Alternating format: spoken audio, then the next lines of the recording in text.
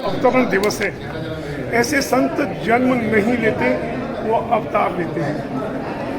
सन 1437 में का एक कार्यकाल एक ऐसा कार्यकाल था, इस खंड में संत रविदास, कबीरदास और मीराबाई जैसे संतों ने जन्म लिया।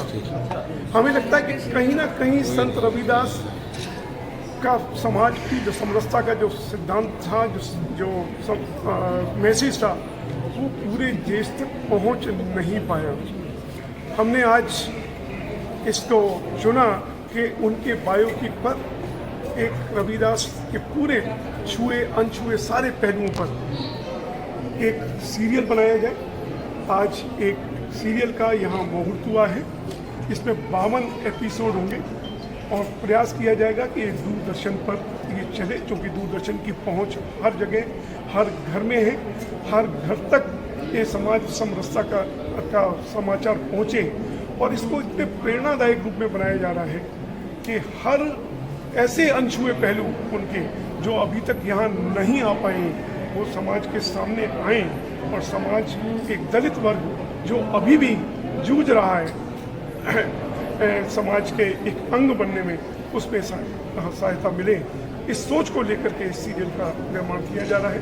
मुझे लगता है कि देशवासियों को एक बड़ा सामाजिक समरसता का संदेश देने जा रहा है। मेरा सवाल ये था कि जिस समय संत रविदास जी का जन्म हुआ था, उस समय हम भैया जो है ये देखो मंडुआ डी गाँव जहाँ वो पैदा हुए थे। बेटा ये लगा बस ऐसे ही रख लो बस। जी सर, कहाँ शूटिंग करे थे? उनका जन्म जो था वो मंडुआ डी गाँव में हुआ था, तो वहाँ से भी आरम्भ करेंगे। दिल्ली में इसकी शूटिंग करेंगे। सेट बनाने पड़ेंगे क्योंकि उनके वक्त के जो स्मारक है वो नहीं है, तो इसलिए एक तरह से रिक्रिएट करना पड़ेगा सब कुछ। ये सर आपने इसके लिए कुछ कोई किताब या कोई ग्रंथ पढ़ा आपने? एक दो की बात नहीं है, कम से कम 6-7 किताबें देख के पढ़ के लोगों से बातचीत करके फिर इसकी स्क्रिप्ट बनाई गई और फिर उसके ऊपर हम इसको बना। कितने एपिसोड है? 52 एपिसोड होंगे। ये भक्ति मूवमेंट के कर्णधारों में से एक थे और भक्ति मूवमेंट के जितने भी लोग थे वो सब के सब, यकीन करिए, उनमें से बहुत कम ब्राह्मण्स थे और ऊंची जात वाले थे। वो सब के सब गुरु नानक थे, ये खुसरो थे, और फिर ये रविदास जी थे, कबीरदास जी थे, मीरा थी। मीरा तो उसको उनकी थी, लेकिन फिर भी वो भी थी।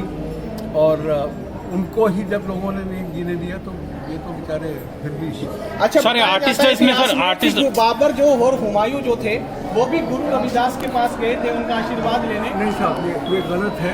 अच्छा, सिकंदर लोदी 1526 जी में बाबर यहाँ पे तशरीफ लाए थे जी, समझे जाता है। ठीक है, तो उनसे पहले उनका निधन हो चुका था। हमारी जो रिसर्च है वो बताती है कि इनका जन्म 1437 में हुआ और 1437 से आप लगा लीजिए कि 74 साल की तो 26 तक आते आते तो बहुत ज़्यादा हुआ। नहीं, जैसे बताया जाता है कि 125-26 वर्ष तक की आयु उन्होंने पूरी की थी। नहीं, ऐसा नहीं है। उनकी जो पत्नी है वो तकरीबन 60 वर्ष की आयु में, रोना जिनका नाम था, वो 60 वर्ष की आयु के आसपास ही कहीं गुजर गई थी। उसके बाद उनकी ज़िंदगी लोनली थी, काफ़ी अलग तरह से जीते थे। लेकिन उनका सबसे बड़ा कंट्रीब्यूशन ये है कि ये अहिंसक रहते हुए वो पहले संत थे जिन्होंने ये बताया कि ज़ोर से बोलने से, तंज करने से या किसी को दुखी करने से ये समस्या हल नहीं होगी। तो उन्होंने अपने तरीके से ही इसको हल किया। वो भगत थे, उनको जीवन काल में ही भगत मान लिया गया और उनको भक्ता के नाम से ही एड्रेस किया जाता था। और जब वो भगत बन गए तो उन्होंने अपने जीवन काल में यही सबसे किया कि